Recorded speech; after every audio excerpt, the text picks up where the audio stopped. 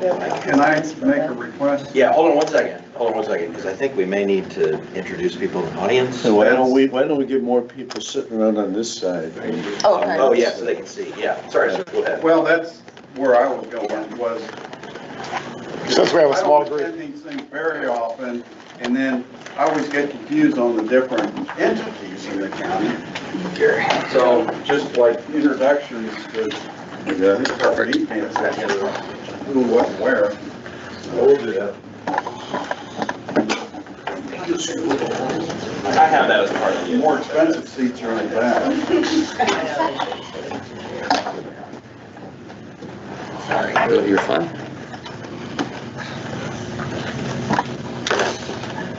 It is the first session, so it should be each other. Yeah. Okay. Well, Brian, you want to, Yes, are we recording this?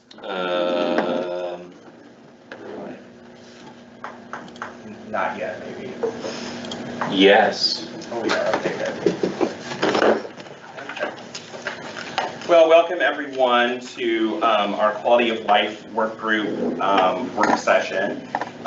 Really, we wanted to have this meeting today for a chance to review with everyone our progress and our input in talking about the innkeeper's tax increase from 5% to 8%.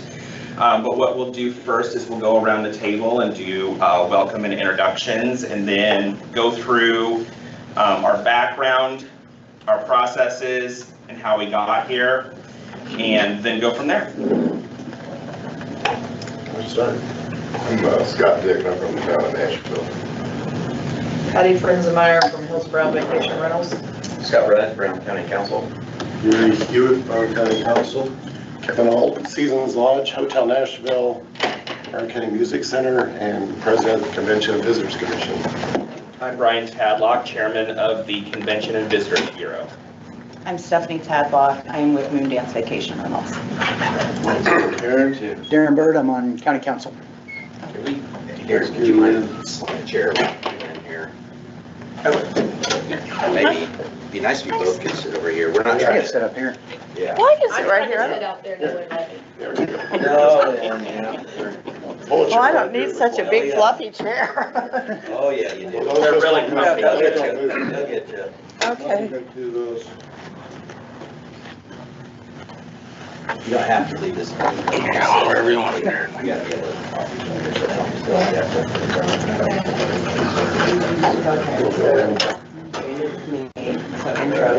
Oh, Lynn Letzinger Miller, President of the Brown County Art Gallery Foundation. Darren Darren, I did. You did? Darren Bird, County Council. Alright. So some of the other members of our group who are not able to be here, but who have participated in these discussions have been Pam Gould, who owns the Cornerstone Inn. Also, we have Kevin Patrick, who is County Commissioner, Barry Herring, who owns the Brown County Inn, Jimmy Tilton, who owns the Grandview Suites, and is also a member of the Convention and Visitors Commission. And then Mike Liggins, who works with a lot of infrastructure and wastewater, and then Dave Frenzemeyer with Fire and Rescue, and then Brad Stocksdale, who is the Brown County Sheriff. Did you mention John Elliott? And with John Elliott with the Brown County Community Foundation. I think I got everybody. And Ross Benson. Oh, yes. Yeah, shopkeeper. And then who has done a lot of work on the RDC as well. Okay, so as we go through the purpose, or as we go through the meeting today, we are definitely going to have an opportunity for all of you to ask questions and speak. We just ask that you keep a respectful tone during these processes and just be cognizant of everybody else. So let's talk about how we got here. So initial discussions of the innkeeper's tax increase began in late fall 2023. Correct me if I'm wrong during any of this process. And as part of budget workshops within the Brown County Council, And really it went through a lot of public funding opportunities. And originally a lot of it was meant to help with public safety throughout Brown County. Through a lot of legislation moving through the Indiana General Assembly, there was a lot of cuts to rural communities, and raising the innkeeper's tax was seen as a way of helping meet a lot of those budget shortfalls.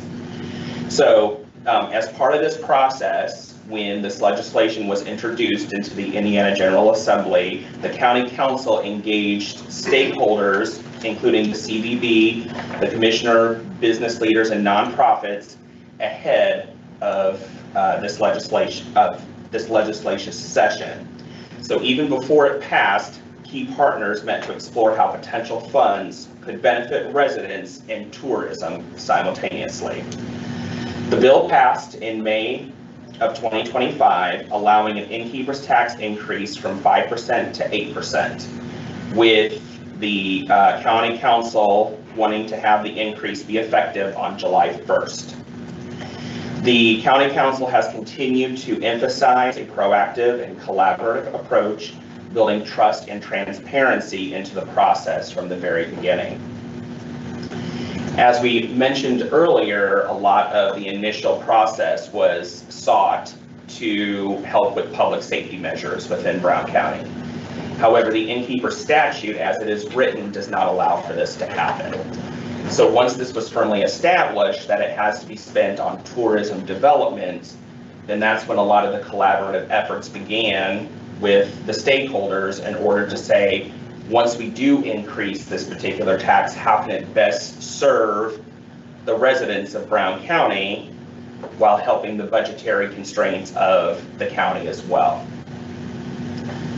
So, have I missed anything so far? So, a lot of our guiding intentions throughout these talks were all about how the benefits of it will serve not only our full and part-time residents, but visitors as well, with really a lot of us focusing on the quality of life within Brown County and then supporting economic development as well. The key themes that we have identified throughout this process are parks and recreation. How can we expand trails, provide for more ADA access, increase our downtown appearance, and really allowing for not only the residents to benefit from this, but tourists as well. Looking at the county fairgrounds with how can we use those facilities for tourism events, using it or have it providing infrastructure upgrades, event space enhancements. And a lot of this also went into the Pioneer Village as well. Infrastructure improvements, such as sidewalks, being able to connect several trails throughout the county, and then wayfinding signage as well. And then arts, history, and nonprofits. Capacity support and grants for organization aligned with tourism and culture. And then business and public space enhancements. So what can we do to provide more lighting, to allow more beautification within the county? And then we also have talked a lot about an economic development corporation and an economic development district.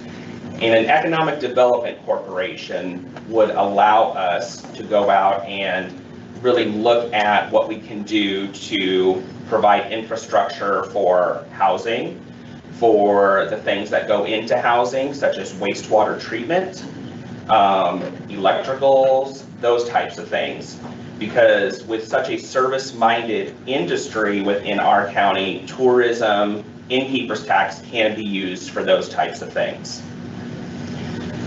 So that is our progress to this point. So let's talk about what milestones we have reached and the timeline involved in that.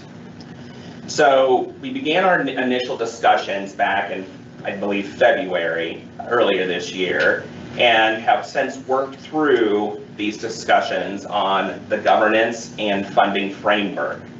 We've had several strategy meetings outlining potential funding framework and defining eligibility categories.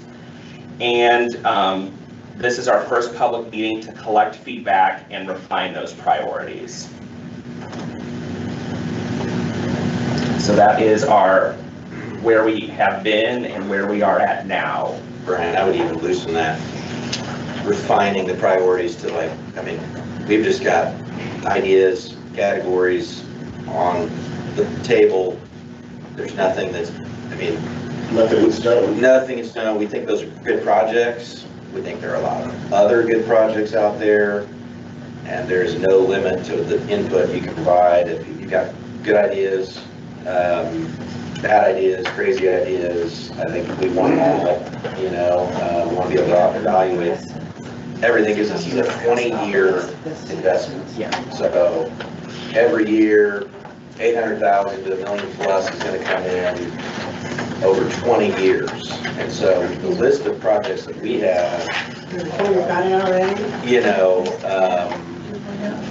are going to be mainly, it sounds like, in the first, 3 to 5 years. And so there's a whole pipeline of work, of opportunity. So we know there are a ton of other things that need to be funded, and we want to hear those. So Yeah, along with that, as a county council, we just decided if this were to develop, because we started before it even passed, we wanted the key stakeholders to be involved, to control where it's going to go and have a strong input on that. So it's the people being involved in government. And that's what this is. We've got a few things together now, and it has passed, so now it's opening it up further and say, okay, where do we go? on that front, I think there are a couple members that we've talked about needing to add, one from outdoor recreation, and I think Gary and the council should select these members. And then another one from retail possibly. We want more shopkeeper input.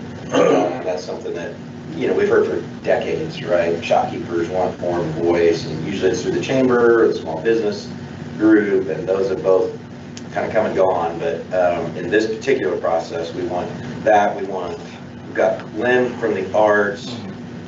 I feel like I'm this school. Thank you. Yeah, we're working on that. Yeah, so school, outdoor recreation, again, the council should choose these folks, Gary, and us, I guess, but, Well, I think the Community Foundation is really important here because they're kind of a side-by-side funding group.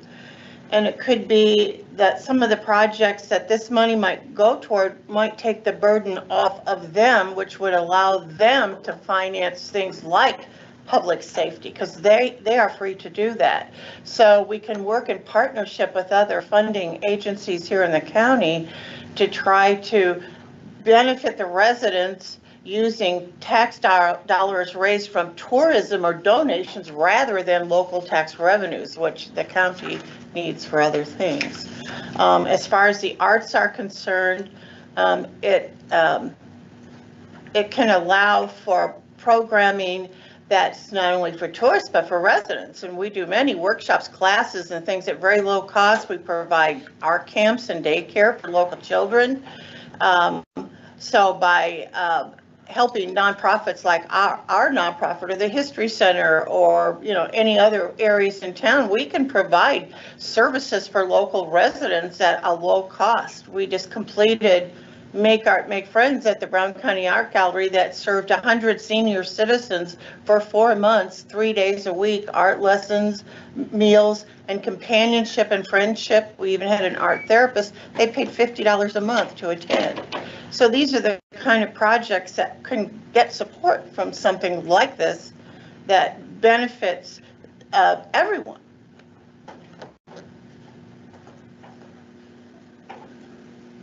that's the other thing that we didn't specifically mention. Lynn kind of chewed around the edges up there, but so the innkeeper's tax money, unless you as a local stay overnight in a hotel, you won't pay any of it. Okay, so it's all folks who are coming from across the globe visiting here. So I know as a council, we've looked at that as kind of a property tax relief type of mechanism, because your property taxes, your income taxes are not included in this basically 20 plus million. It's new other people's funds that we hope are, as a council, are going to offset some of those public safety costs that you have been paying through your property taxes and your income taxes. So we want to kind of offset that expense with the people consuming the services funding. And so that's a pretty great thing, I think. Can I ask a question about that, or do you want to wait till the end for questions? Gary or Frank? Well, I'll expand on it. I mean, for instance, an example of that might be Parks and Rec budget. Well, we can expanding our Parks and Rec doing pickleball courts, pump track, things of that nature, which can attract national tournaments, things of that nature. So it's good for tourists, but it also serves the people here, but it also relieves the county council of having to budget for that, and we can then use that budget money elsewhere. So, you have a question? Go ahead. I do have a question. So you're discussing implementing it July 1st, and I don't know how much, I know there's a few county councils, so you guys would speak over the implementation. And I know that the intention is to just use innkeeper tax dollars. A couple of you have mentioned this wouldn't hurt locals. I own a local tourist home. I have reservations booked out many weekends through November. Because of the software I use, most of my guests prepay. So if you implement it July 1st, tourists aren't paying that 3%. I am. Let you guys, we have talked about this a lot, just so you know, and we're very, So, I mean, I own a tourist home too, and you got people Right. heavy in what you're doing, so we're Right. trying to, you guys can help her understand. So- do that. I actually have posted on there, on mine, on every listing, and Patty and I were talking about it, is how do we do that? Because I already have reservations out next year. And so what I am being told is that as soon as July 1st hits, is that we have to start charging it. Some people may not, we might get a little pushback, but for the most part, it's something that I can handle, I can deal with, because it's gonna amount to what, $5, $10. So I have it posted on there, and I've already proactively, so any reservations I have coming in right now, and that's what I would suggest, is, because on my software, I can't set a date for it to start collecting. So I'm having to do it now and then go back and adjust it to the correct percentage, but now I know reservations coming in on the books will be charging the correct percentage after July 1st. Do you have anything, Patty? I don't, because I agree with you. I personally thought July 1st was too soon. I have the same software as she does. I could turn it on right now, and that means any bookings I have between now and July, I have to back it off. Yeah. And then any in the future, I already have, we pay in full 7 days prior to arrival. So I'm just wondering what the backlash will be when it's time to pay in full, and I'm gonna say, Kara, I quoted you $1,000, but now you're going, and I don't know how I'm gonna word it to the tourists to say that, you know, our county has enacted a little bit of a higher tax, so your IOU is gonna be this. I do agree with Stephanie, a lot of times it's not gonna be a big amount, No. but are people gonna say, that's not what you quoted me and I'm not paying it? We don't know. And that's been part, that's why we're on the board, because we are the people We're just like you. representing you. I can't believe that they're gonna approve it sometime the end of June and enact it July 1st. I've been on this committee the whole time, but I do not like that. Yeah, for my guests, they pay when they book the majority of the time. So they don't have until 7 days prior to pay. They've already paid. I have a contract with them at the prices they paid. And I'm marketing, come to Brown County for a relaxing nature experience. If I reach out and say, hey, can I have 3% more? That is not a relaxing Brown County experience, and it's not something that I'm gonna do to my guests when I already have a contract with them that says what they're gonna pay. It's just coming out of my pocket. Kevin, that's been part of my concern from the council perspective on this too, is I feel like, I mean, well, it got approved by the state late, and I have said I don't want to rush it. I think July 1st is a little bit of a rush. Like I said, you know, one of our meetings, I don't want to rush this. You know, I understand there's been talk of, you know, every month we don't do this, we're losing revenue from it, but I still feel collecting revenue in a hurry is less beneficial than collecting revenue deliberately thought out. But I think- Giving people time to prepare for this, and that's why we've tried to Well, I don't know if there's, get the a- word out on this as quickly as we could. That's why we're having the public meetings and, to get the word out on it. I don't know if there's an adequate time, any time, because, I mean, I have 2 hotels, and we're booking rooms into 26, and actually, as of today, into 27. So, I mean, I those understand that people too. don't know. So, I mean, whether it's July 1st, or it's, August 1st, October 1st, whatever it is, there's always gonna be that increase. Somebody's gonna pay that. So, who's it gonna be? Is there something by chance, because Brown County has been known to have some grandfather clauses? Yeah. It just seems like, since the goal, July 1st, is to start collecting more money, Yeah. just the ones that are already booked, like the Hills of Brown pays into the innkeepers, we pay all individual cabins, and say the gross, I'm just making it up, is 10 grand. They're gonna be looking for 8%. Well, why can't they realize that it's gonna take a year maybe for it to be an exact 8%? Right. And have the ones that are booked, they're still getting 3% more on the new bookings. Right. If we could somehow have a We can quote ask. unquote grandfather clause. Yeah, what makes more sense to me is Go ahead. that extra 3% at the time of paying. Because we book a big percentage of ours through VRBO and Airbnb, and they remit the taxes. I don't even handle that. And they remit in a lump sum. They don't break it down. I've asked, downstairs, and they can't break it down as to the individual hosts. And so they've already remitted taxes for people that are booked out, past July 1st. So that money's already collected. These people, No, that wouldn't be, they actually do not pay the tax until it's due. So if you were paying it yourself, anything you collect in the month of June is due by July 20th. So the same thing with Airbnb, VRBO, anything they collect in the month of June, they do not pay to the state until July Okay, 20th. well, And then the fine. state pays it to the county. all right, August but 1st. So, someone booked back in I understand what January you're saying, but that, yeah. for October, they've paid that. VRBO has already remitted that tax because they received the money back in February. They They're didn't, holding the tax, they've never remitted it to the state. They will not remit it until they Until the physically state- stay until the there. state. are you, oh, really? Yeah. Okay. Yeah, until they physically That's, stay. So while- That's gotta be a It's the nightmare same for way those for me. organizations. I mean, Yeah, I mean, I own the Seasons Lodge in Hotel Nashville and 2 tourist homes, and the same thing. I mean, if people make a reservation today, and some people want to pay 100% up front, we require 50%.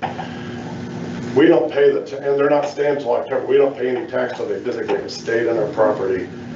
and I Because they guess, might cancel between now and then, or something right, might change, so. right. And then you have to deal with. I guess then the other question is, Just like COVID, they had a lot of money to return, we didn't. because I have not talked to either one of those organizations.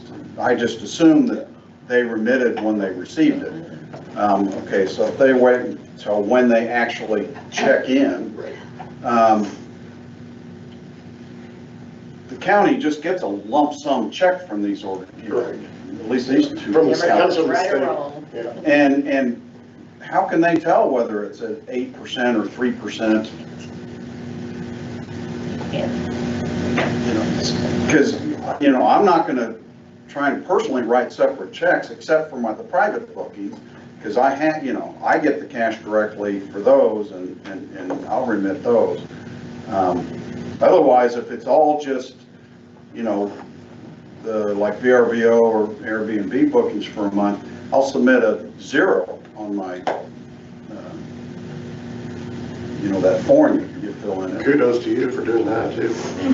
A lot of people don't do that, so. Yeah, well, Patty, you mentioned grandfathered, and I think if we could add verbiage that said something like, any booking received after July 1st, that would begin to bring in money for the county, but also honor the fact that you're not gonna be, kicking the local homeowners in the shins at the same time. We had a discussion on that. Is it legal? I think that was probably one of the issues in doing that. The key Is word the I way the heard, statute is written, probably. the key word I heard was occupancy. When you occupy that, the date you occupy that property, if it's after July 1st, you always Yeah, have. that's what. Yeah, the government is pretty, they're not too finicky about this, they say, yeah, you owe it, period. Right, where it comes from, they don't care. It's part of the problem.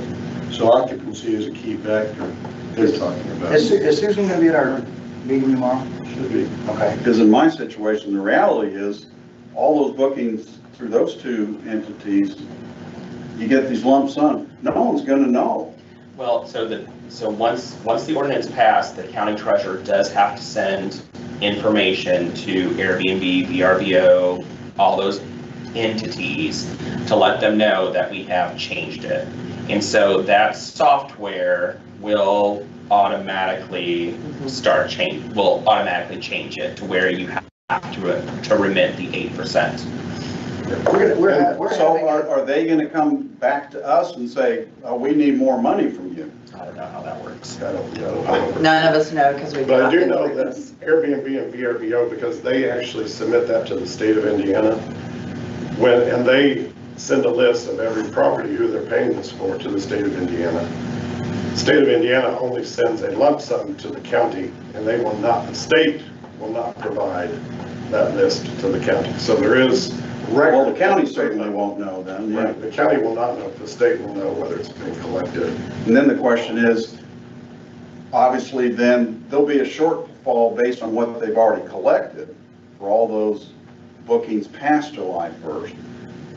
What's the, the question, the $20 question is, what's the state gonna do with these entities? Because there's now a shortfall. Or what is the entity gonna do with all the hosts? It says, now we're short.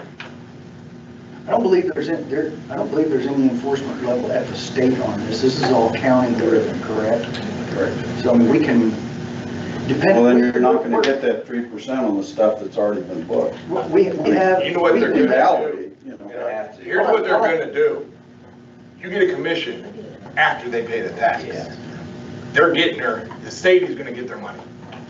Your commission is gonna go down for that month. That 3%, you're paying it. If it comes out that we do the 3%, because it sounds like that's already set that we're doing the 3%.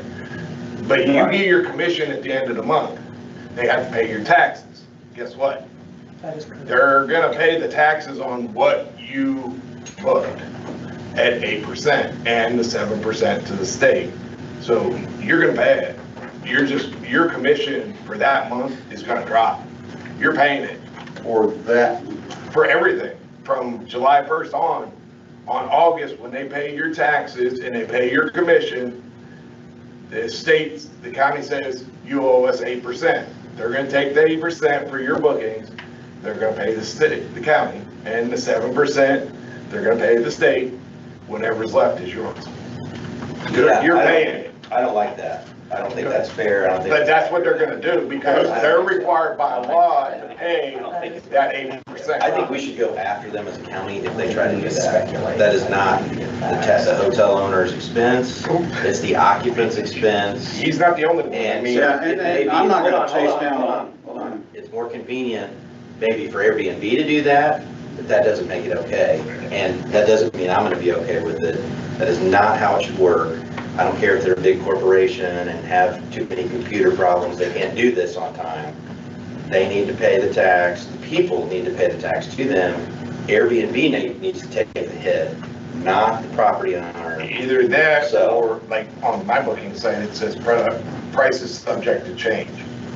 You gotta try to collect it, you gotta add it. Your system should, when you change from 5% to whatever percent, it should automatically update all them bookings and say, hey, these people owe this much money.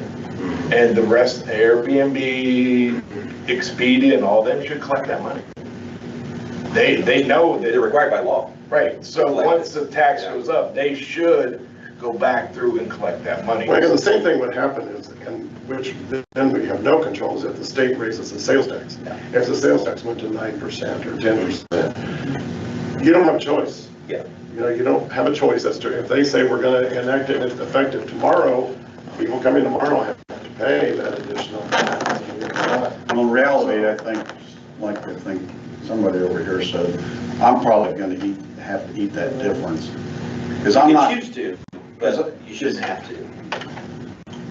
I don't know how I'm gonna go back to all You guys these have any advice? bookings You and got like No, a couple here's the homes or thing. something? or one, one? but I mean, any it's advice? fully packed. I mean, I'm just gonna throw this out. Yeah, All right, so he's right.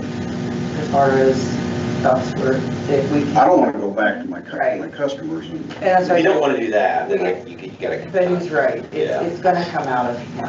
It's not gonna break me, or anything. So, So it's a choice, that's you why, could, that's why but this choose is, not we to. wanted to do this part because it's just Yeah. easier. Yes. So my concern, this is my concern, is I have booked a reservation out at this dollar amount. And now, as of July 1st, I have this dollar amount. So, because I decided to change the price, I've opened it up to that guest to cancel at this point. And so I'm being very realistic. That's my only concern. Instead of doing that, I'm gonna try to be a little bit more proactive on my approach and take care of it for them. Because it's not their fault. Granted, it's not Right. my fault. Right. But I don't wanna have the cancellations because they're saying, oh, you're pulling a bait and switch. You quoted this price and it comes back at this. I'm gonna just take it and eat it because it's not worth. Stephanie, are you gonna do that for like your July bookings? I mean, you're not gonna do that for like next 2 years, right? Eat it. for 2 We'll years. have to. Yeah. I'm doing it for all the ones that have booked. Yes. No, I mean, like, Oh. as far as Past you July 1st. covering the tax for, like, one of my customers. If the reservations came in, and they're already on the books, let's say 2 years from now, then yes, I'm going to. We have to because we. You have to. Now, you Seems- mentioned you'd have price subject to change on your They've agreement. agreed upon a They've price. agreed upon it as a contract. It was a I- simple- you got it set. They don't In all control my the tax. policies, I have price subject to change. Do you not all have that in there? That's a legality, because you never know what happens if you Right, decide to lower your prices. Are you gonna still Or charge? COVID comes in or something like that that affects it, whatever. Yeah, Yeah, so you don't have price subject to change in there then necessarily on your agreements apparently. I mean, you can't control the tax anyway, that's the part, like, you have zero control over it, and so, trying to, I mean, and to Stephanie's point, I would be, I don't know why you would do I'm 2 gonna take years of care of the bookings. guests. I mean, I think you could do like, I mean, Regardless. we're just trying to figure this out. You could do like the month of July, like, hey, you know, we're gonna cover you in this transition 30 days, but if you have 30 days out, we notify them that, hey, county council raised the tax. What do you wanna Here's the do? thing, we can on future Yeah. bookings, we can do that, we can just say, hey, and that's, like I said, this is why we're talking about it. We could on bookings that are, let's say, 6 months out in advance, get a list of who we have already booked and just saying, hey, your taxes are gonna go up. The property will rebook from someone else, so, but it's just, I guess the best practices, that's why we're here, is to, how do we handle this? Yeah, it sounds like you could choose to just make it easier on yourself and your guests in kind of a period of time when it turns over. And then you could notify beyond that point, bookings from August to end of the year or whatever. Say, hey, notification, we've just learned the council has increased this tax. And here's the other thing we've talked about as a group is, let's say they do want to cancel. They don't want to pay the $5. Their family was going to come down and spend the night. They don't want to pay the $5. They want to go somewhere else that's $5 cheaper. Well, Brian has done some research, and apparently all of our competitors are charging the 8% already All around this year. and higher. And so Higher. Yeah. Indianapolis is like 25%. Oh, Okay. Each county decides. And so what are they gonna do? They're gonna drive like an hour round trip to like southern Illinois to save $5 and pay the same tax, or, I mean, they're, you know, it's kind of like, that's like a coffee. That's like, this coffee was $4.50, believe it or not. oh, you got it cheap. I mean, you can't, I know, they can't, if they can't do the $5, then they're not gonna be able to afford gas money to get home. I mean, that's a really ultra tight budget, right? And so if we're talking about ultra sensitive customers, oh, that's what that is, that's an ultra sensitive customer. those people are probably on the verge of canceling it, like, that, and that's a very difficult thing to do financially. So I think it's a very small bucket of customers you're talking about. Yeah. Most of them are more than $5, that's not really. Yeah, it could be $5. Yeah, bucks it's or probably Bad around example. 15. $15. Well, no, I mean, it's at $175 a night. What'd we say? It was like $5. You can do the math. At $175 a night, that's $5. So 200, 3% is $6. So it's 200, that's $6 a night for a That's family. gonna be For, about, for typically at least 2 nights, maybe 3, so that's, Yeah, 12 that's your bucks. Yeah. $10 to $15 Yeah. range. And how many people stay in your places normally? We got 4 people. So that'd be $2.50 a person for 2 nights. Yeah, oh, and I understand the number. To me, it's more of a principle thing that they've agreed upon, you know, they purchased this at an understood Yeah. rate, and I don't want to change the game. So, I mean, you know, that amount, I'll survive fine and just absorb it myself. And that'll be my choice, and I'm not going to complain about it. If you think about it, if I were raising my rates at my cabin, instead of 200 a night, I'm changing it to 225 a night. They're gonna be unhappy. If I say the taxes change, which is out of my control, might make a little bit of difference. Yeah, I mean, little rather soccer, than me Randy. just changing the you don't price. have Yeah. control over it. It Yeah. is, You it have is what You it have no is. control. We have no control over I it. mean, Sounds I like a lot. I travel a lot, and I stay in a lot of different hotels, expensive ones, cheap ones. A lot of times you go through booking.com or one of those agencies, you're quoted a price, and then you get there, and then you find what it really costs. It's the list of all of the taxes and all the other fees.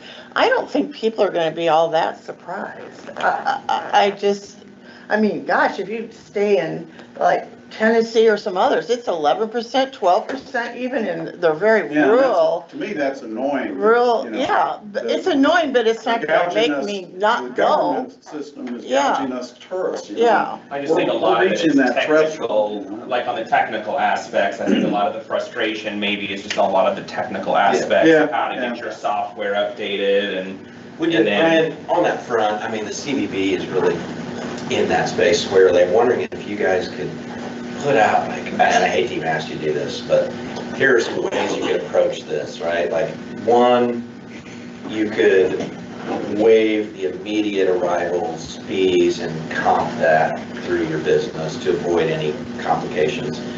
Two, you could notify people 30 days out that this has occurred and that they have questions, contact you. I mean, I just think, you know, and maybe even slang, like, there's just a lot of small folks. They Well, have what are your thoughts on first that? home. Well, we're gonna do a CVB.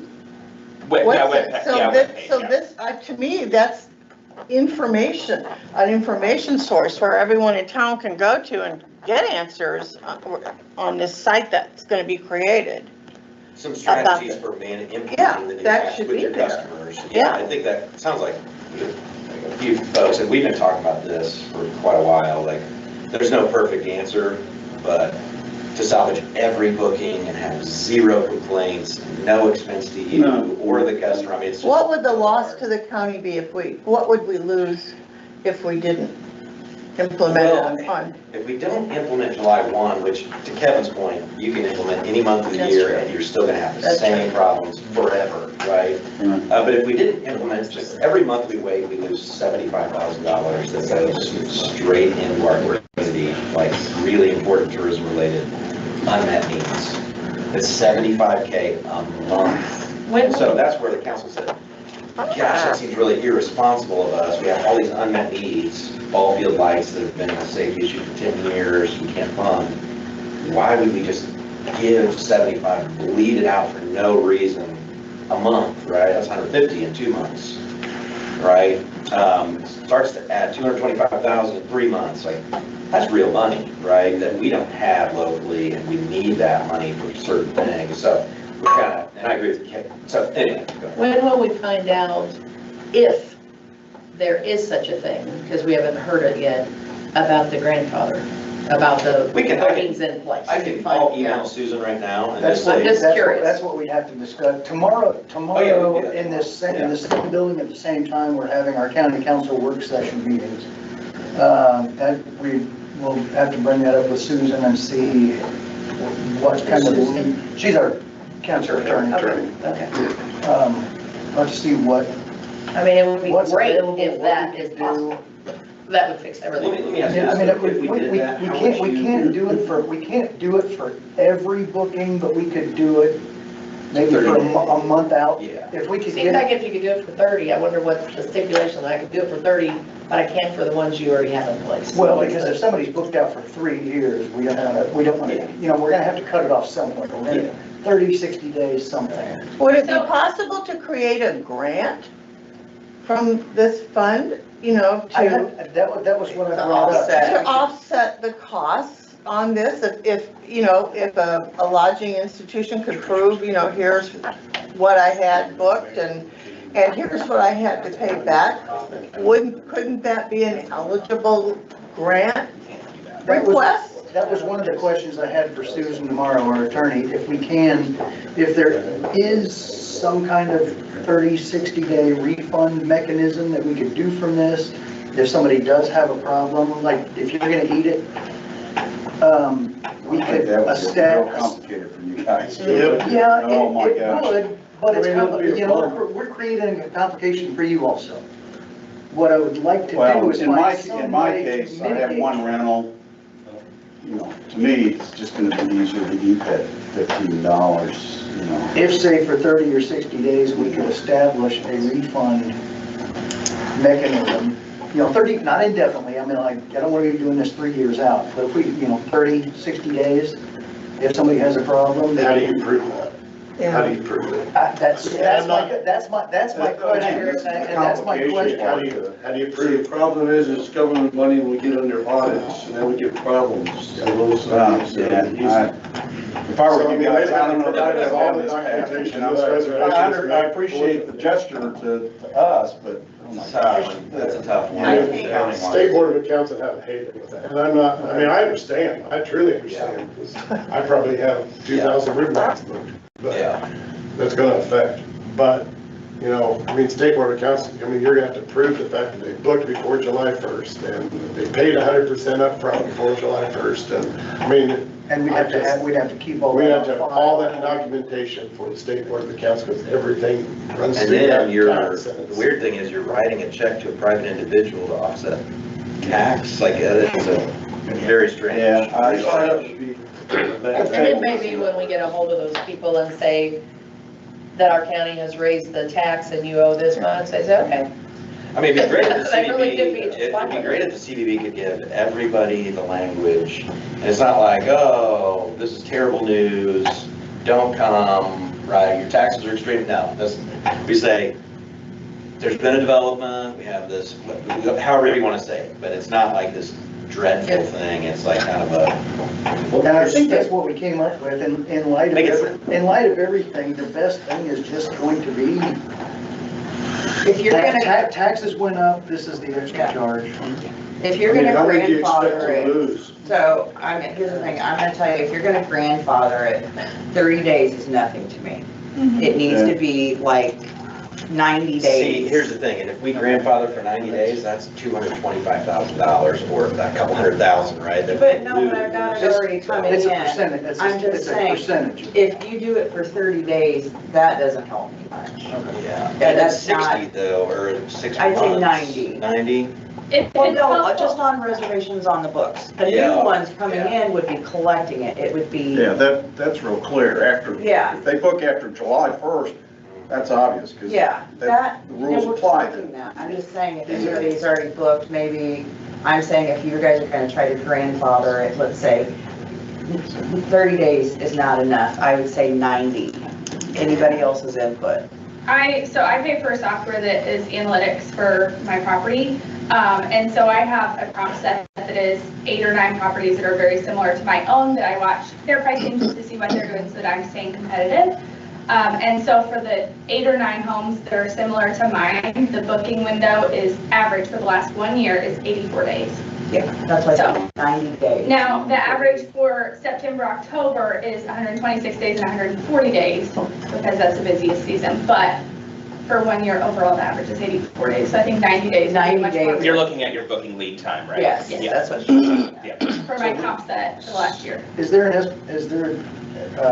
state board of accounts issue with grandfathering as there would be with Well, lake you funds? still have to prove it. So, I mean. Is there a way and Where to does it prove come out and you got your tax form, you have to.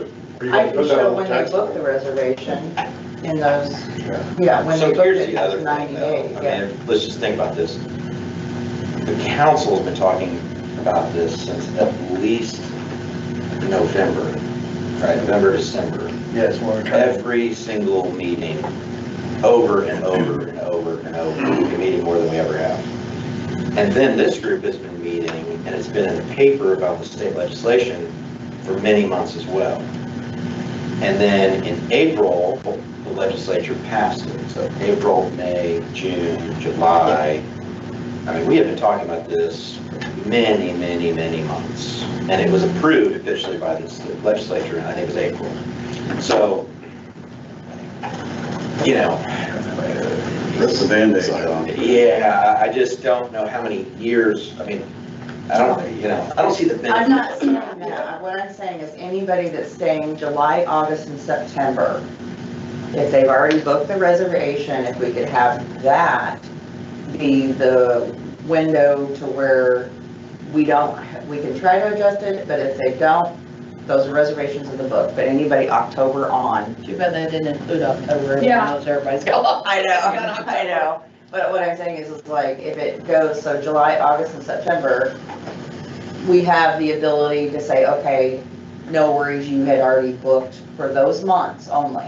Everything after that would be with a new percentage. Because that 90-day window gives you plenty of time. It to gives us time. Engage with the person who booked it to say Yeah. taxes have gone up. Taxes have gone up, and if Still they work. have any And issues. it gives plenty of time to refill that vacancy. Yes. Do you know where the county, everybody that pays innkeepers, you write the 5% and then you get a percentage to pay it, like 0.73, I don't do it anymore. That's My if you bookkeeper pay it on does. time. My bookkeeper does, but that the innkeeper gets to keep it. You know, so we're not paying in 5% because there's this little amount. Where did that come from? Who did The that? state determines that. So it's not Usually something we 1%, can maybe tweak that a little bit or something. The state Okay. lowers it, the state kind of. I mean, as just one council person, I think, like you said, we gotta rip the Band-Aid off. And I mean, I think the other option is you could, as a management company or as an owner, choose if a person balks and says, hey, we're gonna cancel our $500 booking on this $15 fee. You could say, you know what, we're just gonna cover it. Out of my pocket, you know. No, and that's exactly what I would do. I'm Yeah. just saying, but if And I we're guess talking, you could list that on your form that you send to the county every month as a tax exempt portion of it. Yeah, The an expense, a reservation, business expense. Yeah. As a business expense. You could make Maybe it. it's, Yeah. and it's Just list it as a business expense. It'll be deductible. it's a loss, I guess. Yeah, a Choosing- loss. Choosing to lose it, but. I mean, I don't think it's any different than a lot of restaurants that add 3%, you know, if you charge your bill as opposed to pay cash. I mean, I see that all over the place, you know. I mean, a lot of the guests that book through these places, they pay a pretty hefty service fee to, and then, like, we have ones that have been repeat customers that then contact us directly. Yeah. And then we say, if you contact me, then yes, I will private book, and we both save money. Yeah. Because I also get a chunk taken out because of the bank service for just that little push a button and they deposit it in my account, you know, that's so expensive to do now. Yeah. But, so one more question I have, not to dominate all this stuff, but when will these entities, the VRBOs and Airbnb, be notified? Because technically, this isn't enacted yet. Correct. July 1st, the assumption, the bet is that, you know, you'll vote it in.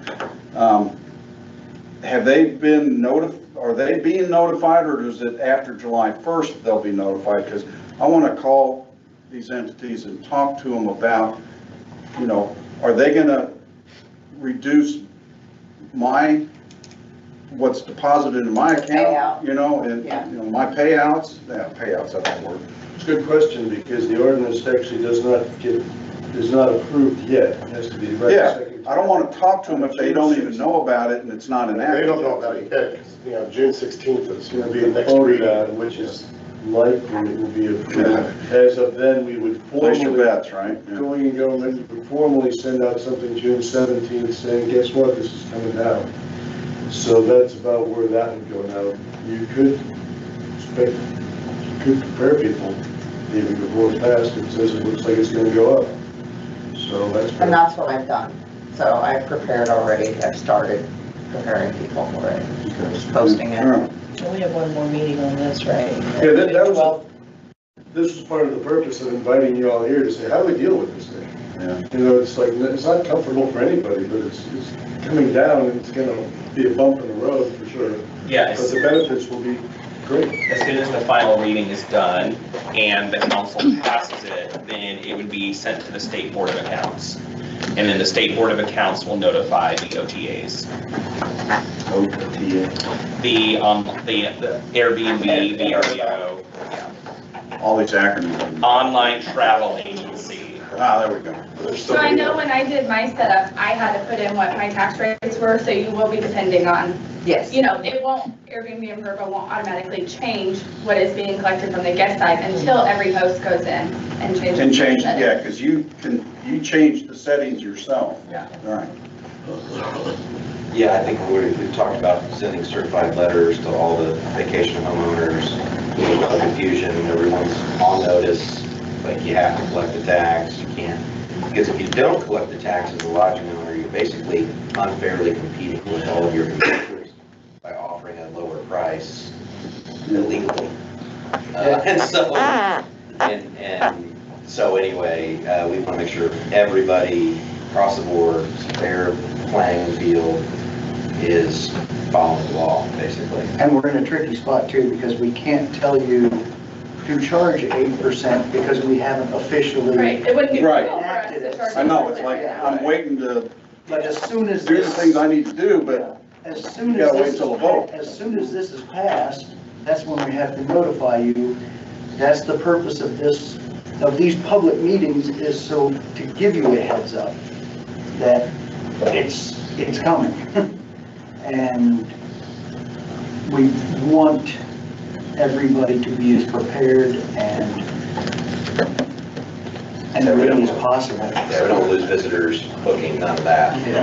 I think the ultra-sensitive folks, those are gonna be the ones. Yeah. When it's down to $5-10 in your budget, you got pinch pennies, those, you know, they probably shouldn't be here anyway. You know. They're not gonna spend much money here if they're not right there. well, they're just using their card going. They would want to be here, but yeah, it's like they're gonna take towels and the toilet paper and the drapes off the wall. Zero of my bookings will be $5 or $10. Yeah. And then it will impact them, it will be much more than that. So you got a bigger tourist home? 5-bedroom. Okay.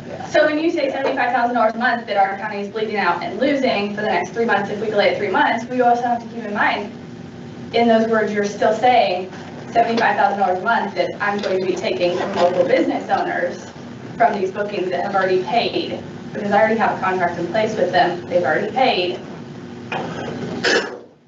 That's on me. I understand. That was part of my point about rushing this.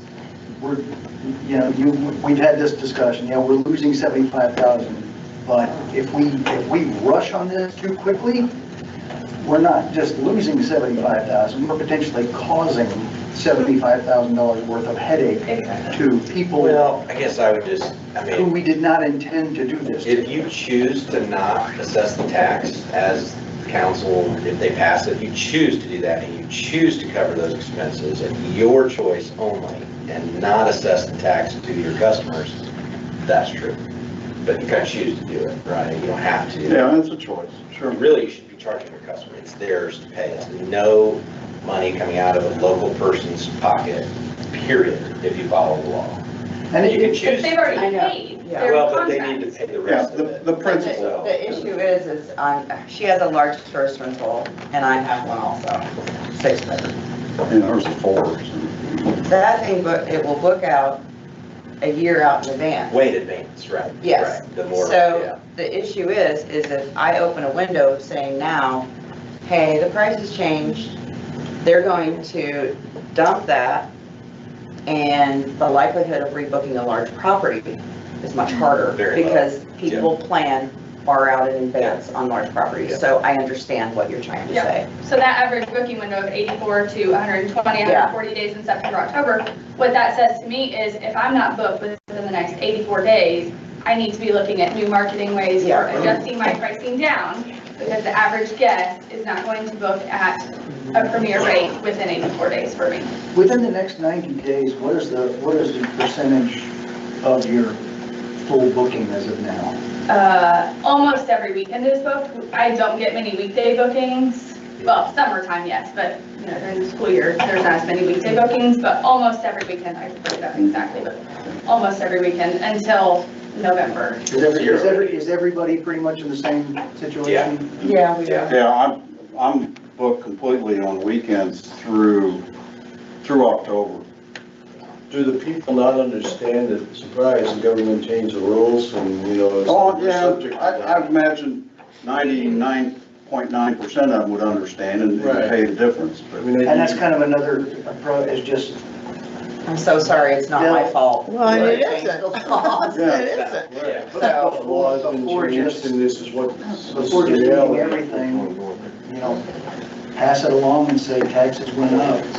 Again, If you get. for me, that'll be a choice. Yeah, and if you get major You know, pushback, then if I sleep easier just by not hassling with it, fine. I mean, you know, the peace is worth it. Most people are understanding, they really are, And like you said, if you have the one that's maybe not so much, maybe they were looking for a way anyway, but But like Stephanie said, that unlocks for them that they can cancel it. with no penalty. I So don't know do that I, it does. I mean, it's up to me, okay, do I want to risk Oh, it losing does. No, it does. $3,000 this Contract. weekend? Yeah.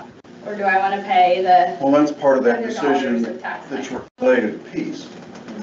You know, do I just eat it myself and then just go to sleep at night? Well, let me ask you this, how That's up to you. close to the booking can they cancel? If they want to just pull the plug? For me, they have to cancel at least 60 days out to get a full 2 weeks. refund. For me, it's 2 weeks. For me, it's 2 weeks. 2 weeks. now, So they can pull is the plug that anyway. regardless of, It depends which place they book on. There are different Right. rules for me with each OTA, but if the price change opens up and that unlocks it, does that negate the 60 days? mhm. So they could book the date, or they could close the date, sorry. If they were cancel- booked they for could July cancel- They could 2nd. cancel the day before if there's. If I change the If we contract, change the yes. price, that we give them the opportunity to cancel with no penalty, or with no penalty. to them. And that's not my choice, that's an Airbnb Yeah, Well, Vrbo. I guess my point is they could pull the plug anyway, regardless of any price change. They just change their mind. They've got a new cat or something. Yeah, but hers is Oh. 60 days out. It's 60 days. Right. Well, 60 60 days to 2 for her. weeks, right? And Yeah. so, I mean, 60 days would give her plenty of time to book a larger. but you book more than 60 days out. So tell an average, say 84 days, and you're way in advance. And so, yeah, I'm not sure we're helping anybody by not doing that, but.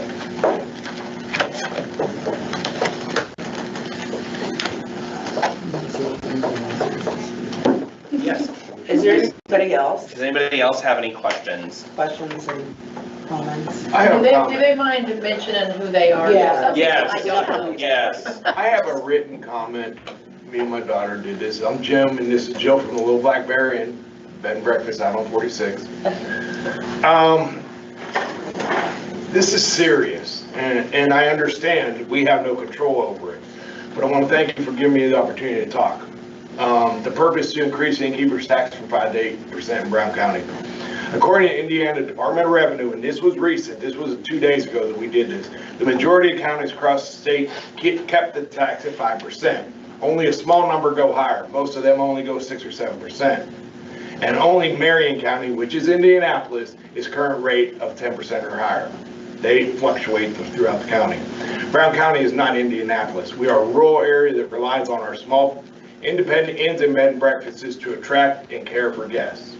Raising the tax to 8% would make us one of the highest in the state, higher than nearly every other county, and burden falls entirely on the lodging business like ours. When our guests see an extra 3% added to their bill, they're not gonna blame the state. They're not gonna blame the county, they're gonna blame us. And unfortunately, that can mean fewer bookings, lower occupancy, and less revenue for every business. This tax is supposed to help, because if they're not coming, they're not staying, they're not buying. We agree with the investment in tourism, infrastructure, and workforce is important. But if this tax makes it harder for us to attract visitors in the first place, we risk cutting our revenue stream we're all trying to grow. I urge you to consider a more moderate increase, or better yet, explore ways to expand compliance, especially among short-term rentals, before putting more weight on the shoulders of legally licensed operators. We know there's a lot in this county. They're renting rooms every weekend. They're not paying this tax. This county needs to enforce it. We need to find these people. They know they're out there. We want to see Brown County thrive, but this needs to be done in a way that's fair and sustainable for everyone. Good point. Let me give you a little history on where this all started, actually. And it's, what we have here is we got like about 40% of the county is a big black hole of a park, which doesn't pay much in the way of residential taxes or any other form of taxes. But then what happens is every year, 1 to 2 million people come in and fill that black hole. Well, we have to pay emergency services, fire, ambulance, police, and all that stuff, take care of it. Now, we also don't have, you don't see many factories around here generating commercial industry. So our only real industry is tourism, in that respect. So do we charge all the residents who just plain live here to pay for the park with all these people coming in?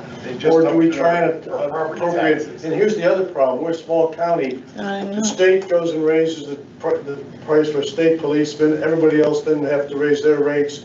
And we're at the end of it all. And we're going to lose officers, we can't pay for them, blah, blah, blah, things of that nature. That's why the intent of this was originally to say, can we get some emergency services? The state says, no, you can't.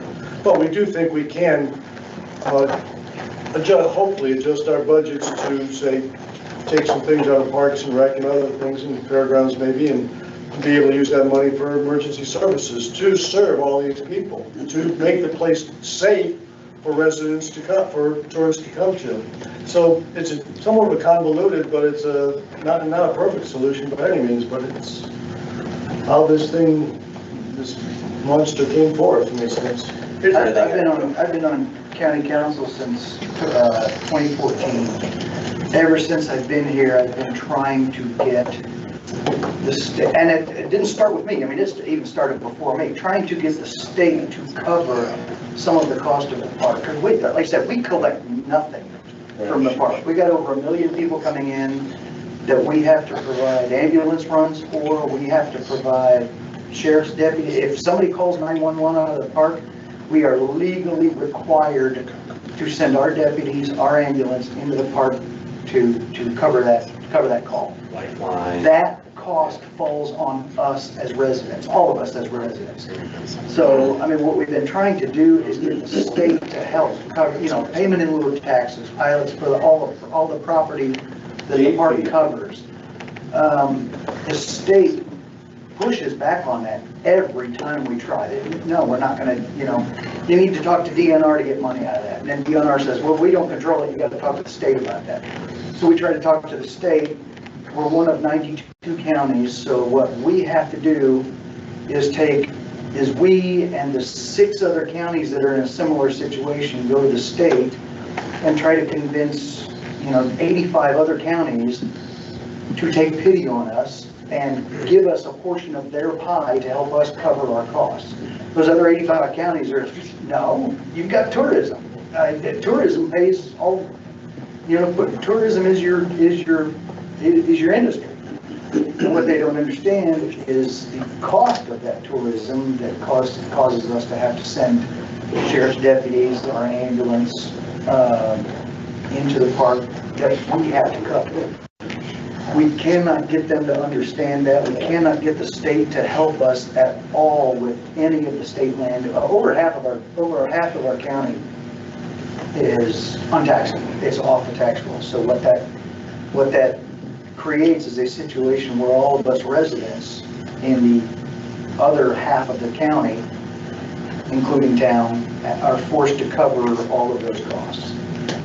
So we have been trying for decades to get the state to help cover the cost of their land that we have to cover.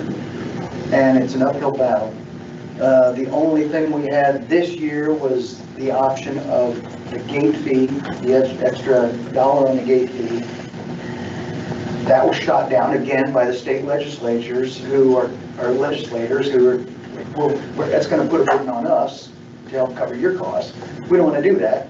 And what they told us is you raise income taxes to cover this. They want us to raise your income taxes. And hell no. State's expenses. Hell no. I am not going to have the state force me to raise income taxes on the residents of the county to cover the cost of services for their million-plus visitors that the state gets the gate fee from. The state collects all of our sales tax. All of that goes to the state. Yeah. We get nothing of it. So what we're doing was we're trying to figure out a way to help offset the cost to residents of the services we have to provide. So that's where, this came from, trying to cover emergency services.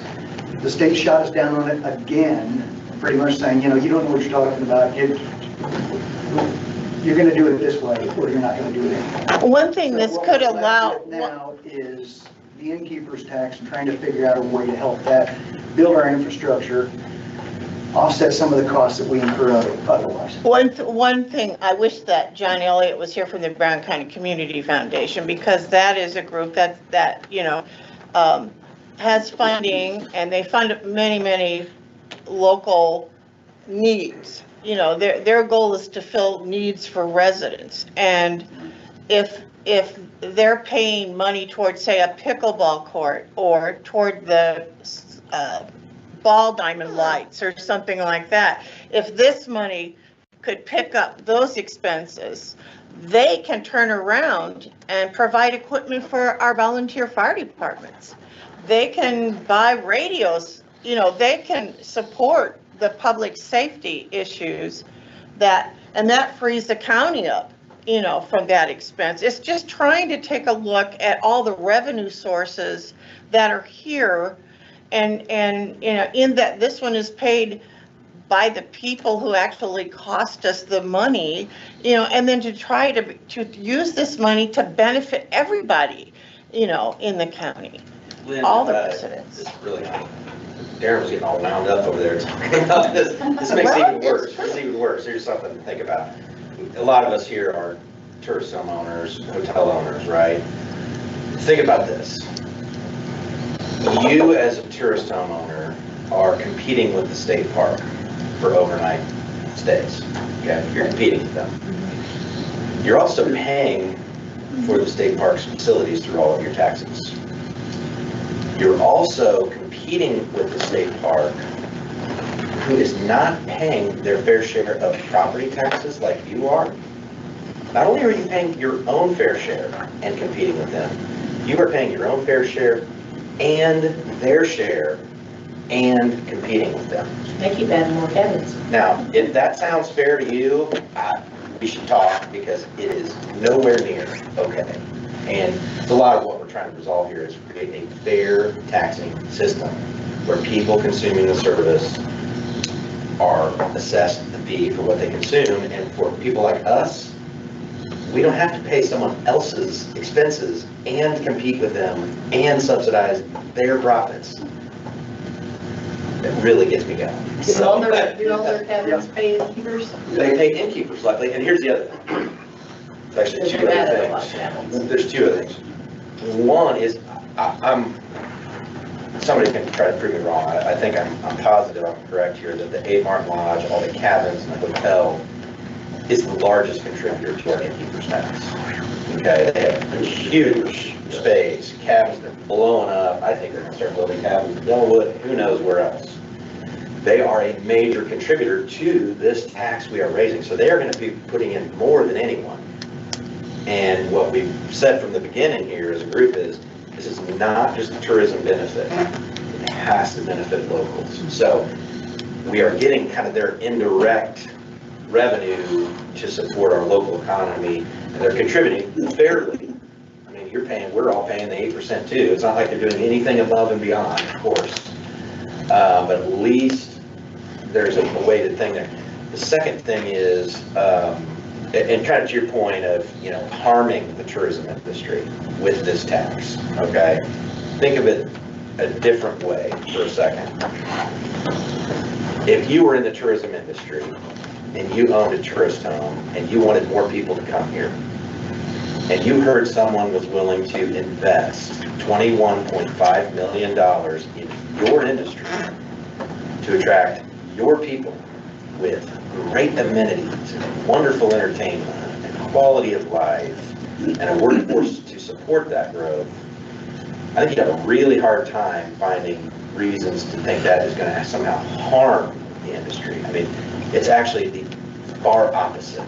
This is a massive investment in the tourism economy like we have never seen before, to grow it, not harm it, grow it. Millions and millions of dollars going right into your business, straight into your business. No, it's going into Parks and Recreation. No. No, ma'am, hold on, let me. Well, hold on. Oh, no, that's not how this works. Okay, Mr. Chair, would you like him to speak? So, I mean, I think that you've got to go ahead and say your comment for sure, yeah. Okay, because in the Park and Recreation, I get all that. Trails, we don't need no more trails. The state park is full of trails. We don't need trails. The arts is great. I'm not putting it down. But we need to make sure that we're not going to run people off because of 3%. And you don't see it. Understood, yeah. No, I see it. Yeah. I think Patty and I both have talked, and I felt the same way you did, and was very, very concerned. But if it's something that our county needs, and it's something that can help benefit the county, then absolutely, I want to help the folks that live here as well. We'll see. I have a 3% jump in 6 months. How long has this been going on? Since November, 9 months. 3%. That's more than what we pay the state. We only pay the state 7%. Is there any estimate as to how many people we may lose? We won't know. We won't know until. Impossible to measure. But if I'm going on vacation and somebody says, that's 3% up, I'm on vacation, then let's go. Who cares? I mean, that's my thinking, but I'm just saying. I can tell you right now, my experience so far is nobody's noticing. Brian, I've had one person and Brian, Stephanie, you looked at the innkeeper tax rates. Would you just kind of tell people what you found with our competitors? So 15 counties are currently at the 8%, including our main competitor counties, which is Jefferson County and LaGrange County. So Jefferson County and Park County as well. So Jefferson and Park County went to 8% 2 years ago. Jefferson County went to 8% last year. Brown County still generates more innkeeper's tax revenue than any of them. However, what they've been able to do in Jefferson County with that money is invest in a total new amphitheater down by the river, which will enable them to attract more visitors, have more workforce associated with that, because they were just using temporary structures before. Park County has been able to invest those funds into their marketing effort through the Covered Bridge Festival, and then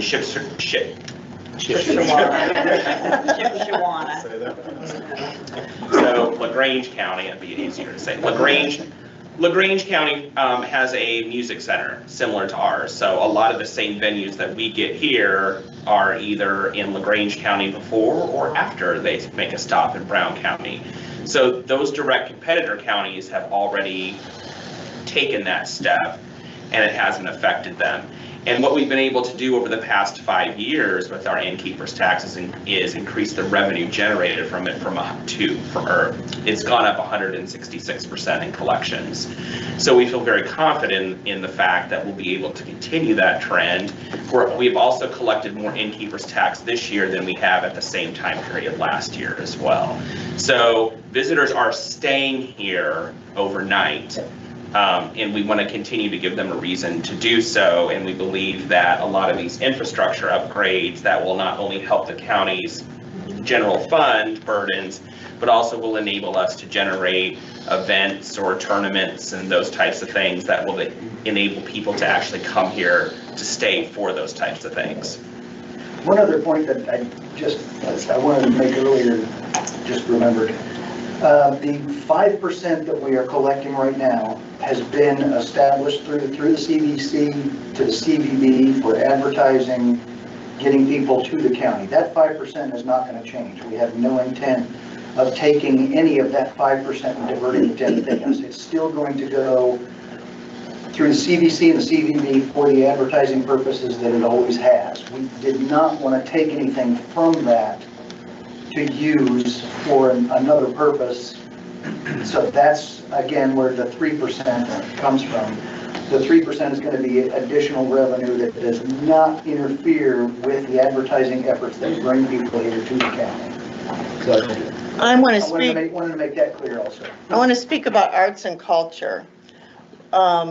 And the income that we can generate. I'm from the Brown County Art Gallery. We're a 15,000 square foot art center. We have 60 artists who exhibit and show there.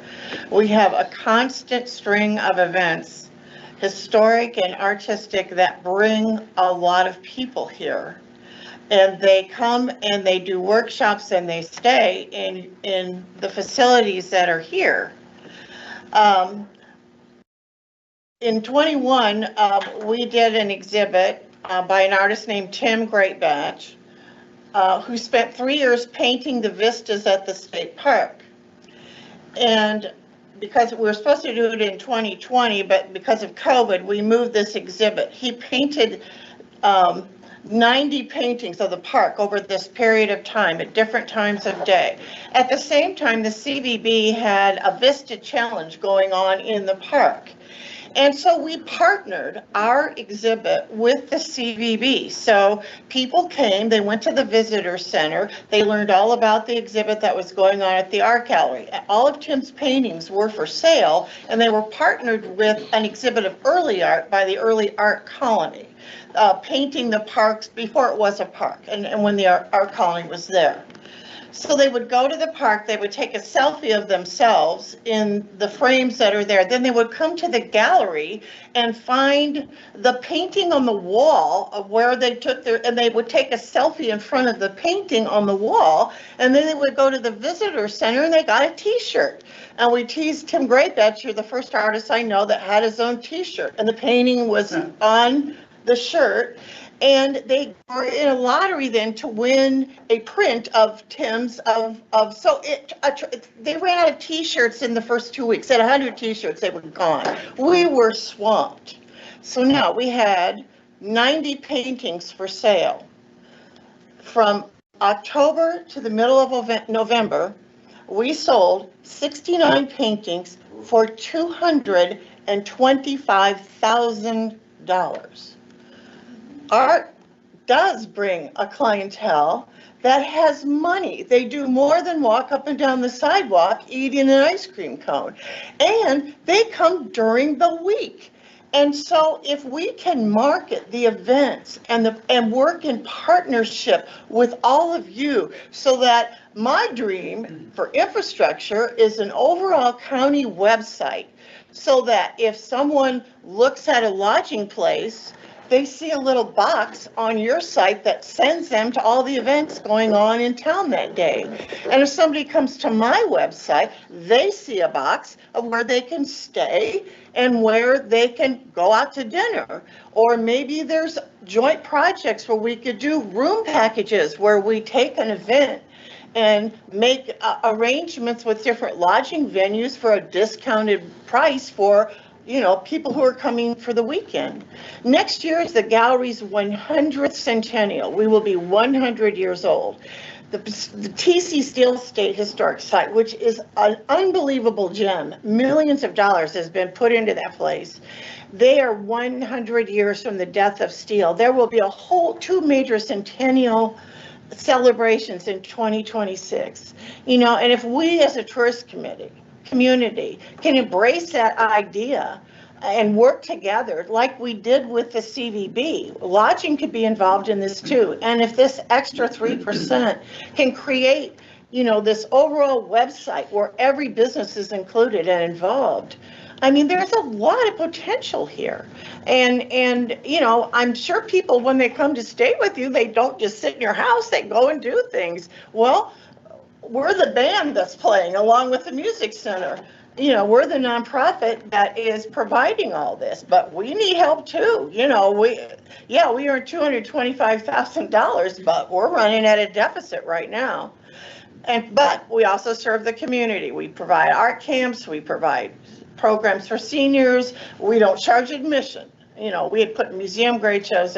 These are attractions that bring people who have money and come during the week. So there's my pitch for arts and culture. It's not just me. It's the Guild, it's the Steel Site, it's, you know, the very cool second story studio. We're bringing people in here that would not, you know, and so we need a big part of this conversation as well. Well, and Lynn, to build on that, I mean, it's the arts and culture piece is actually much more than just the fine art. It's the performing arts, it's the culinary music, arts. Bill Monroe. It's all the food that people come for. It's the, you know, history and the Pioneer Village, and just the culture. You know, it's what people have always come here for. So now we have a new Thai restaurant. What's that? And now we have a new Thai restaurant. And I wanted to say, I agree with Mr. Farkas to a degree, because I've been at Hillsborough for 28 years. I went through I enacted a charge for credit card fees. And I had people pissed off and they went away. And I had just as many come again. We didn't used to charge people in full. I could tell you how we used to collect a $100 check and leave it sitting in our office forever. I can tell you all kinds of 28-year stories. We started charging people half at the time they made the reservation. So if they want a booking for next IU graduation, now they're sometimes having to pay $1,000 now. And my assistant manager sitting out there, she's been with me 22 years, Julie, she can tell you, we had people go away mad, said they'd never be back. Well, just as many came back. They did, just a different clientele. Then we thought all of our homes are legal tourist homes, so we chose to put them all on the Airbnb, and we chose to put them all on VRBO.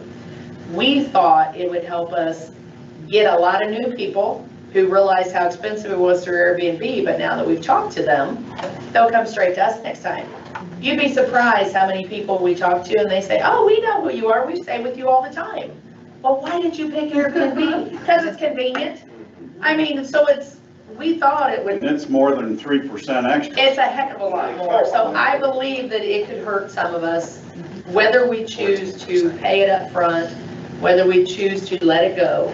But I believe just as many of those people who maybe get mad, it's going to fill back in with other people. I agree that a lot of people don't notice. And I think the overall outcome of what this could look like could really help. So there may be some bumps in the road, like the policy changes we've had, but then it comes back around. So I just think it's good for our community.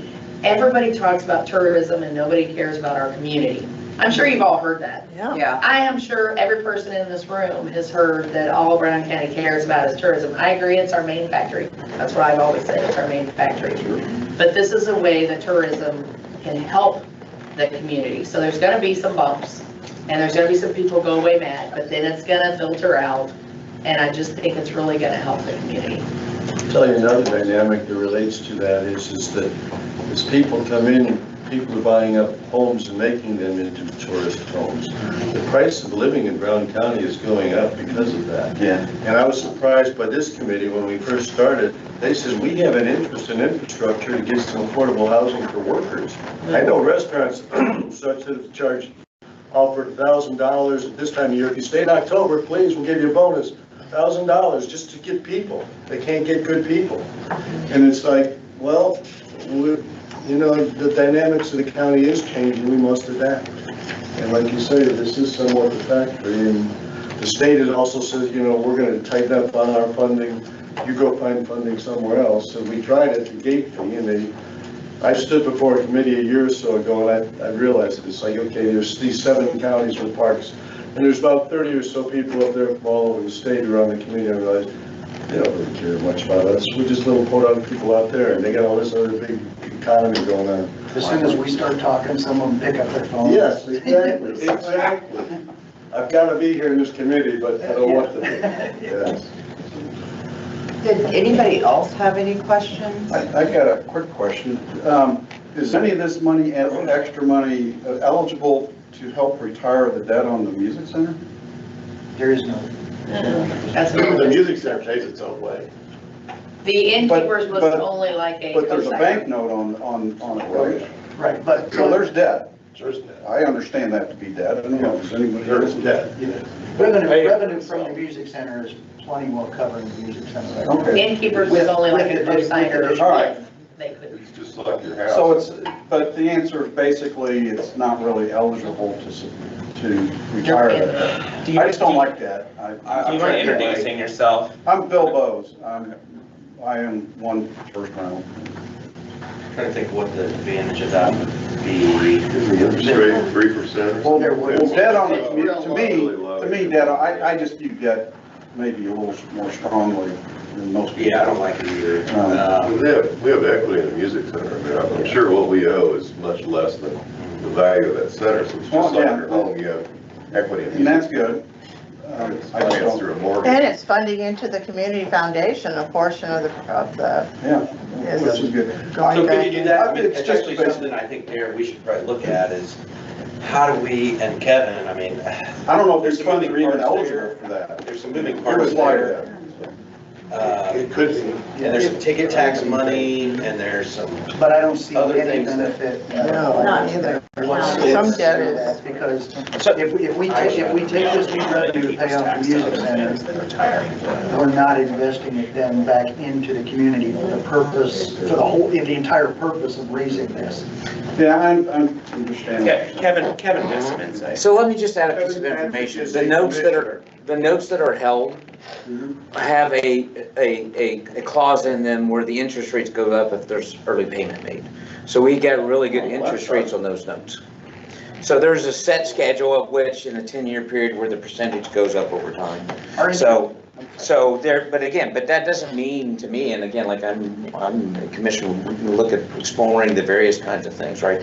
So just like we're trying to do here where we offset costs, so if you can offset costs at the music center, who knows, maybe that frees up opportunity with them to operate it more efficiently, who knows?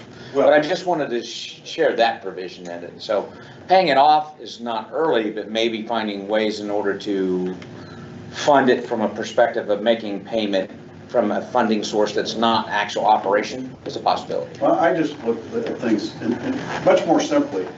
At home, you got a budget where you have to pay a mortgage. If you don't owe that mortgage, that money's freed up for something else in your life. That's a little Bill, different. here's what I think, it's where I think we should look at it. We've talked about this before, but I think it comes down to the excess revenue of the music center. And if we could help them be more profitable by a mechanism that would not, we're not putting in more or less, it's just offsetting an expense that generates more revenue, that distributes that money to the foundation and the county for additional investments. So there's a way to do that. We looked at, I think it's like 80,000 a year in the ticket tax, which is going towards facility maintenance, but it's just being held. There's that. And so, and I mean, we could, I'm sure the commissioners are looking at the agreement with the music center. I mean, there's a pool of money there that is going towards critical community needs. Is there a way to make that even more impactful by pairing it with innkeepers funding toward, I don't know, but I like the idea of being creative financially and benefiting the community through that, basically is what could happen there, I guess. But Our current interest rate on the music center note is about 3%. And It only goes up every 10 years. it only It's goes like up every 10 1% years and it can only go up 1%. Yeah, it's awesome. So in the 30 years of funding the music center, the highest interest rate we could ever see on it is 5%. Harry Herring did a really good. Yes, he did a fantastic job. I'm allergic to death. Oh, I get hives and, can kill bleeding.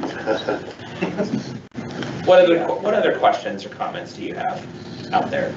Do you have any specific projects? It sounds like the tax is going to get passed, so us figuring out how to implement it and when it gets implemented is one piece. I think the other piece is, what projects do you have in mind specifically?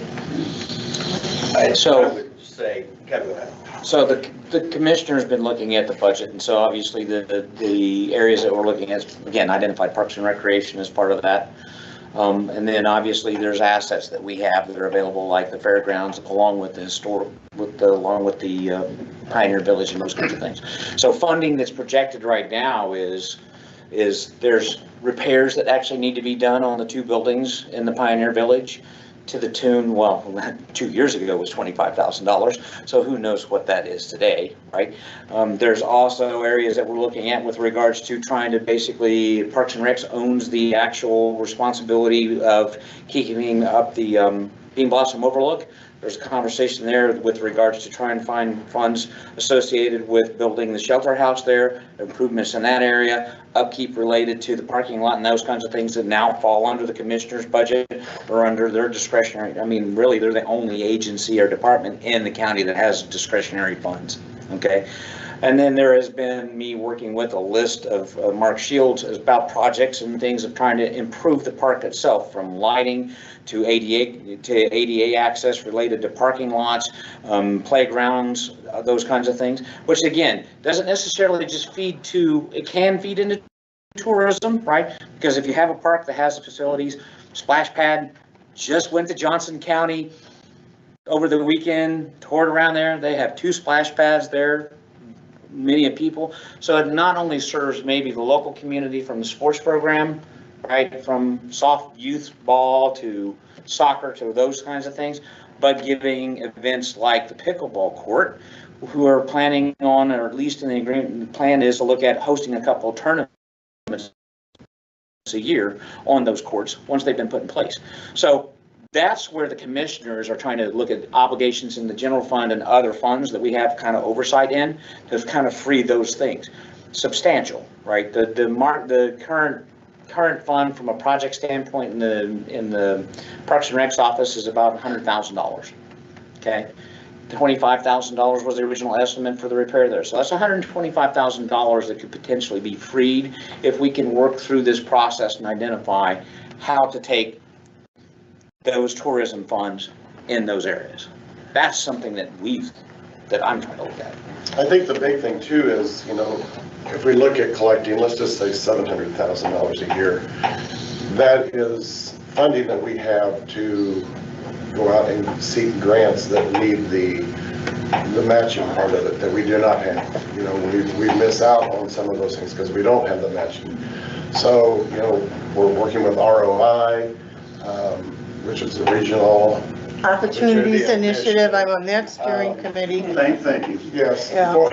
I know the acronyms, I don't even know what they mean, but, but they require matching funds. So this allows us to have those matching funds to go out and seek those things. So looking at the fairgrounds, it's there, but there needs to be some type of connector to town to draw the people down. So, we put a sidewalk out, and then we work at the fairgrounds to make that more of a festival grounds. It's got excellent buildings out there, very underused location in the county that could be used for more things. So it's empty. I think there's a lot of things out there, and we don't want it just to be Nashville. What can we do in Helmsburg? What can we do in Bean Blossom? What can we do in, Gnawbone, or, what can we do? And if it's infrastructure needs, then let's look at that. And I know there's some major sewer issues right now in Gnawbone with their sewer system. What can we do? Can we help back a grant? Can we, there's things that can be looked at. And as an employer, we need affordable. I'm not saying cheap housing, I'm saying affordable housing. And people always think, well, and I say, it'd be nice to have a 40-acre tract to go in and build a habitat community.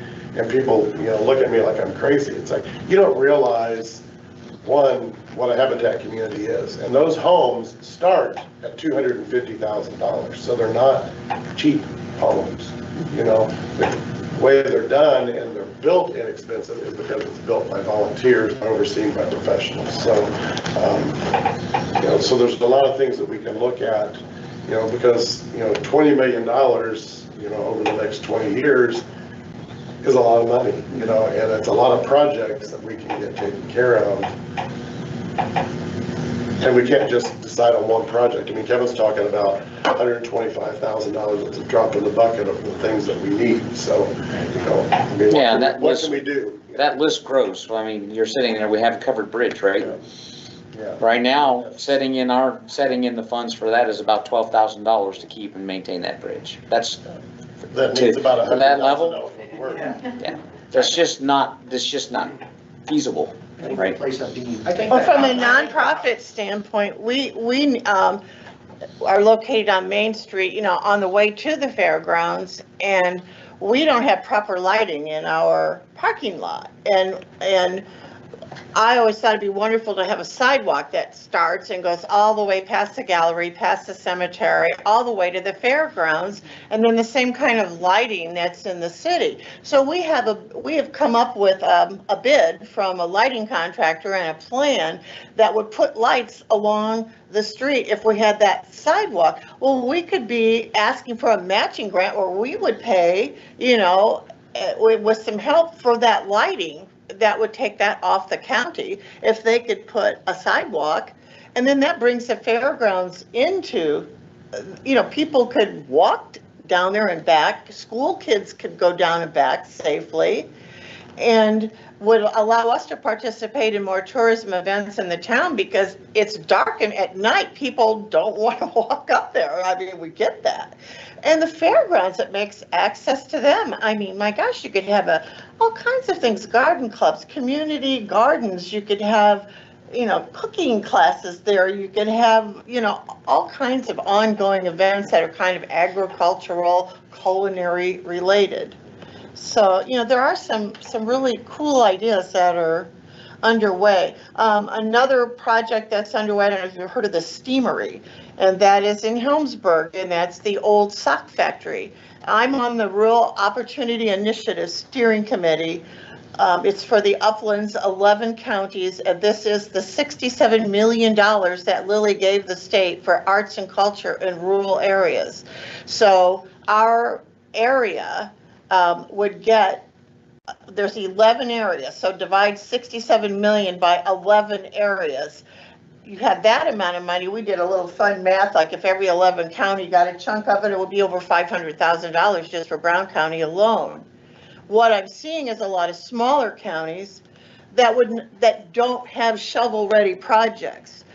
The Steamery is a shovel-ready project, and in fact, I'm taking ROI steering committee people there on Friday to see that. This is a center that would provide a culinary kitchen, a commercial kitchen, classes for hospitality training, and working with the schools. They have a robotics lab, a game design lab. They have a pottery center, a fine arts center, all designed in this building. They have bid out to a music studio. They even have plans to do a little TV newscast that could be streamed through the county and all of the tourist areas. And part of ROI is Monroe County and Indiana universities. I'm bringing those people over to see if there are students or workers or, you know, individuals who this could be a regional, you know, tech facility. And they're already starting to do classes off-site at Kurt Eagleman's. They're going to provide art lessons for children. They have Cummins interested in this. You know, this could be another major, what ROI calls a culture cluster in Brown County.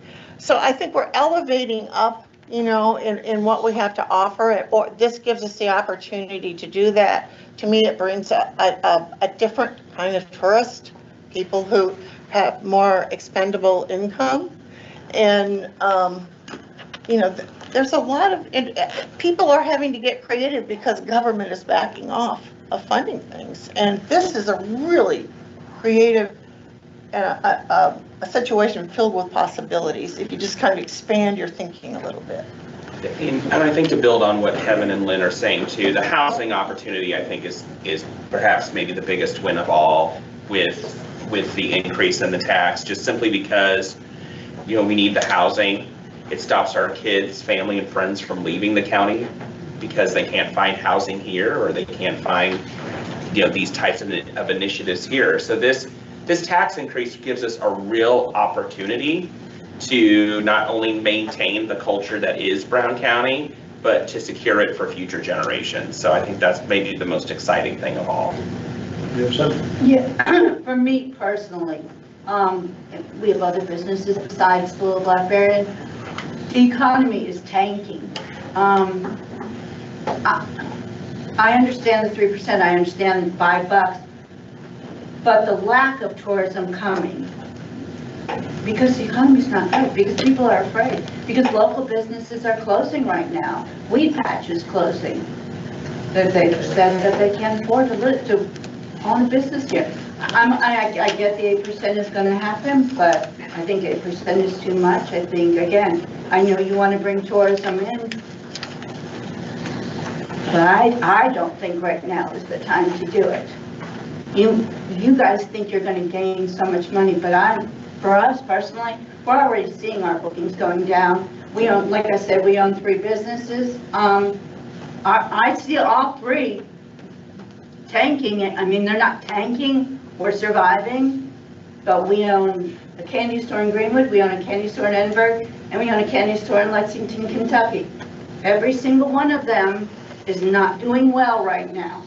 I can't blame Simon, I can't blame the other property management. People do not have money right now to spend, and they're afraid to spend their money because they do not know where this economy is going. And I'm just against that 8% because I just think it's too much. I get that we have things that we want to do for the community. I think it's wonderful. I think all of your ideas are wonderful. I do not think right now is the time to do it. Yeah, we've talked about that, and Yeah. it's the alternative that's the scary part, because a lot of these are unmet needs that are, you know, have been long overdue, right? And that we cannot afford locally. And so the alternative is really just even listening to the state legislature. If we don't do this innkeeper's tax, you have to pay for it. So that's the alternative. These are not, some of these things are not optional, right? They're required, they're necessary, they're unmet, kind of critical public safety types of things. And so either people consuming the service can pay for it, or you can pay for it, and we can pay for it, right? We've already been paying for it for decades, right, forever. And so it's not and the legislature's just max out your taxes is their solution. Max out your income taxes. I just couldn't believe we haven't already done that. We have no interest in the council in doing any property tax increases or income tax, and we're trying to go the opposite direction, if anything. And so this is an option that doesn't charge you a single penny, that puts 21 million into your economy, your sector, right, for growth. So if you're worried about a declining tourism sector, which I did hear is actually increasing, if you're worried about a declining tourism sector, you know, sitting on our hands, letting it just go into the dirt, I don't like that approach. How are concert tickets going for the music center? Well, very well. So we are feeling that we are, I mean, we've had pretty steady stream of people through, and I don't know, I think we're probably kind of a good viable place for people to come. Maybe they don't go to New York or Chicago, maybe they come here because it's closer and easier, and I mean, we may, you know, I agree, I'm worried about the economy too. I mean, we're selling a luxury item, we're selling art, we're not selling something anybody has to have. But we sold a $10,000 painting this week by a woman who walked in the door, you know, so I don't know, we may get through this better than we think. You know, as opposed to a larger city, you know, people are gonna come here because there'll be a lot of things to do, a lot of things to enjoy. I mean, I just spent 4 days in Cincinnati and, you know, it was like $2,000 there. Well, I could come here with that money and have a grand time and, you know, not spend that much. So I'm worried, but I still think you can't back off. You can't step back. You got to keep moving forward. Well, I want to make a decision based on fear. Don't make a decision based on fear. We can't, don't be paralyzed. Right. But you can't be. Hold up, right, we gotta keep working at it. Recognize it. Yeah. Oh, we recognize. React to it in a helpful way, yeah. I mean, I think you're concerned about the fact that money is tight for people. I hear that and I appreciate that, and I think that's why I appreciate the board or group considering what can we do that benefits both residents and visitors. You know, Kevin, you mentioned a splash pad. I, as a parent of 3 young kids, have made a decision what town to take my family to for summer vacation based on where there's a splash pad. I know that I was talking with my group of mom friends the other day, and we're planning to go up to Bargersville or Franklin with our kids. It'll probably be a whole day where we take them out to eat, and we take them to this, and we take them to that. And we'll be spending a bunch of money in a different community because there isn't a splash pad here. So I think that's one of the projects that would really benefit, you know, both attracting visitors. Right. And I really like to see that. That's exactly what I've been looking at, is something, you know, instead of tourist focused, to bring people in, maybe that's your special, family focused, to keep our local residents something to do here, instead of going to the annual. And tourists like interacting with our local characters, right, at places like that. I mean, there's some really good sightseeing here. Yeah. So I want to appreciate everyone for coming out today, and for those of you who spoke today, thank you so much. We appreciate it. I think some of the biggest takeaways that we can walk away with is just some of the huge technical issues that some of these software packages will hold for everyone, and then we will, as a CVB, send out talking points. But I mean, you as customer service agents can use your best foot forward on how you want to approach those things. I think more so than anything. So, and then, I think some of the concerns that you have raised, a lot of us within the same industries hold those same fears and reservations and speculations, but I think too much of what the group has set up here today, I think a lot of us see a lot of potential and a lot of, hopefully good that will not only come out of helping the community as a whole, but also to continuing to attract tourism into the community to help us to continue to do those things and have Brown County be the premier destination in Indiana that everyone wants to come to. So we will continue to keep those things in mind as we move further down the line here.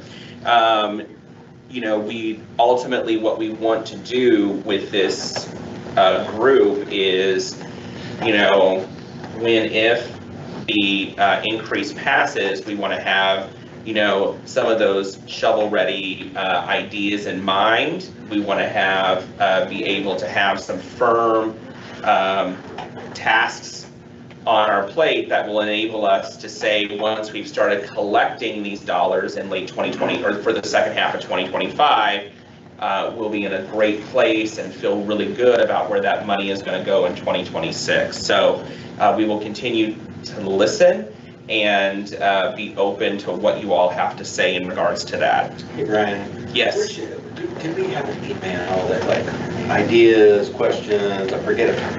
Yes, with the CVB has already sent out an email to the lodging community and then the community as a whole as well. So, and we have seen some replies from that. So you got the yes. And then as a CVB, we will get a web page built that will enable you as businesses, community, to come onto our website and see what is going on. And I think just be a great resource for where that 3% can go to as 2026 approaches as well. Can make suggestions on it. Yes, and then submit those as well. Yeah. So at first, you know, it would be a great submission station, and then we can also to build on, here's what it's doing as we move along. So One other quick, just to kind of help people understand where it seems like we're going with funding is that there will be some projects that are critical unmet needs, everyone thinks is very important to invest in.